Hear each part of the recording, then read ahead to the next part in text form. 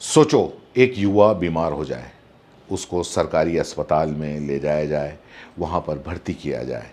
इलाज के दौरान डॉक्टर उसको मृत घोषित कर दें, उसकी बॉडी को मुर्दा घर में ले जाया जाए और वहाँ पर 4 घंटे तक फ्रीज में रख दें।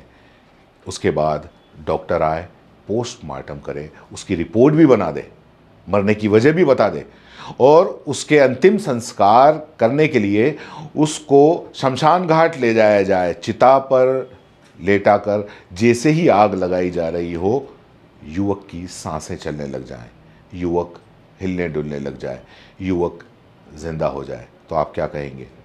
चमत्कार? रुकिए, आजकल भ्रष्टाचार के ज़माने में ऊपर वाले ने चमत्कार करना बंद कर दिए हैं।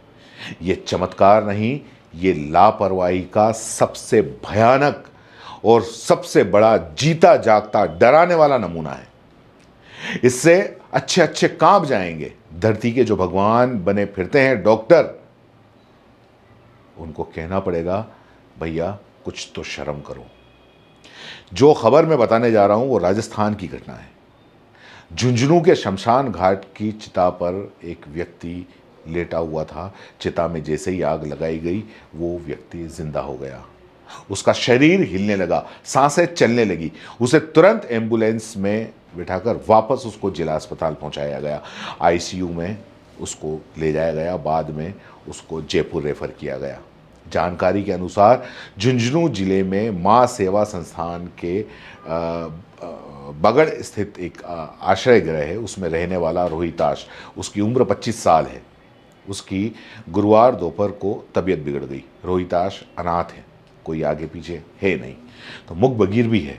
अब ऐसे में वो पिछले काफ़ी समय से वहीं पे आश्रम में रह रहा था। रोहिताश की तबीयत बिगड़ी तो झुंझुनू के जो बीडी के अस्पताल है, उसकी इमरजेंसी वार्ड में उसको भर्ती कराया गया। अस्पताल के डॉक्टरों ने थोड़ा इलाज किया नहीं किया, आनन फानन के अंदर उसको गुरुवार दोपहर 2 बजे मृत घोषित कर दिया। मृत घोषित कर दिया। उसको मॉर्चरी में ले गए, फ्रिज के अंदर रख दिया और उसका पोस्टमार्टम करके रिपोर्ट भी तैयार कर दी। जब उसको चिता पे लिटाया तो वो हिलने डुलने लगा, जिंदा हो गया। वापस उसको अस्पताल ले जाया गया, जयपुर के अंदर उसको रेफ़र किया गया। हालांकि 12 घंटे के बाद में जयपुर में इलाज के दौरान उसकी मौत हुई। इस जिंदा व्यक्ति को मृत बताकर मोर्चरी और फिर शमशान भेजने वाले तीनों डॉक्टरों को जिला कलेक्टर ने सस्पेंड कर दिया।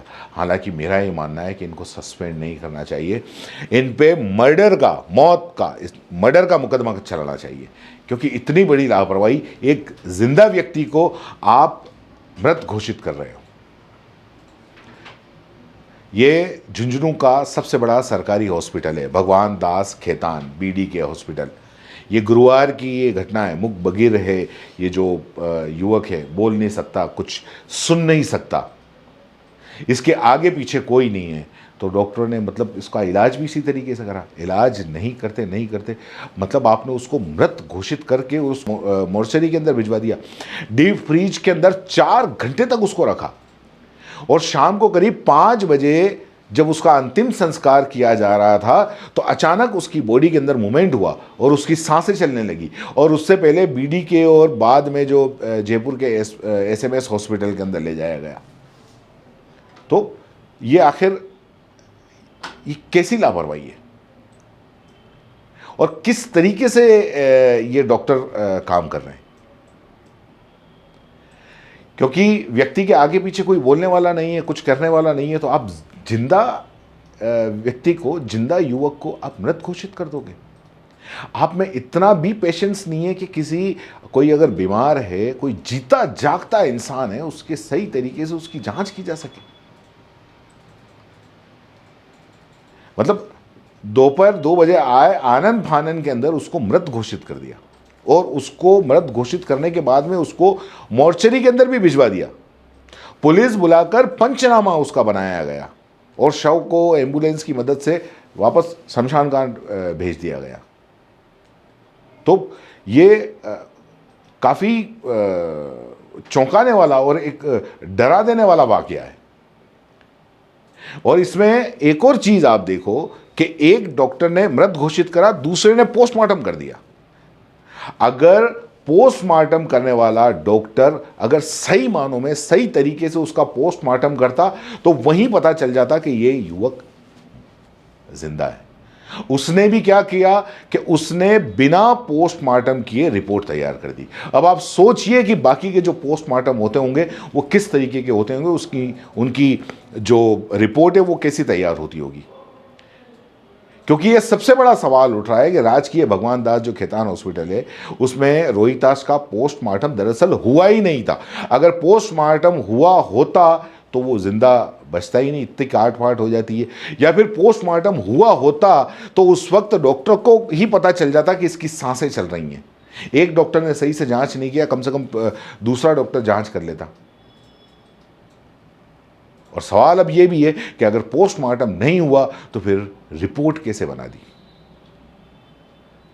बीडी के अस्पताल में जिंदा आदमी की पोस्टमार्टम रिपोर्ट कैसे बना दी। मेडिकल जूरिस्ट जो है वो नवनीत है, उसने बनाई, बकायदा उसकी रिपोर्ट ये आपके सामने है। तो ये काफ़ी अजीब है।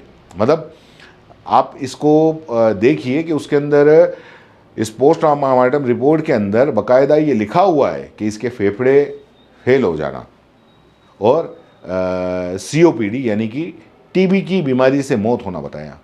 रिपोर्ट पर डॉक्टर नवनीत के हस्ताक्षर हैं और उसके नीचे मेडिकल जूरिस्ट की सील भी लगी हुई है।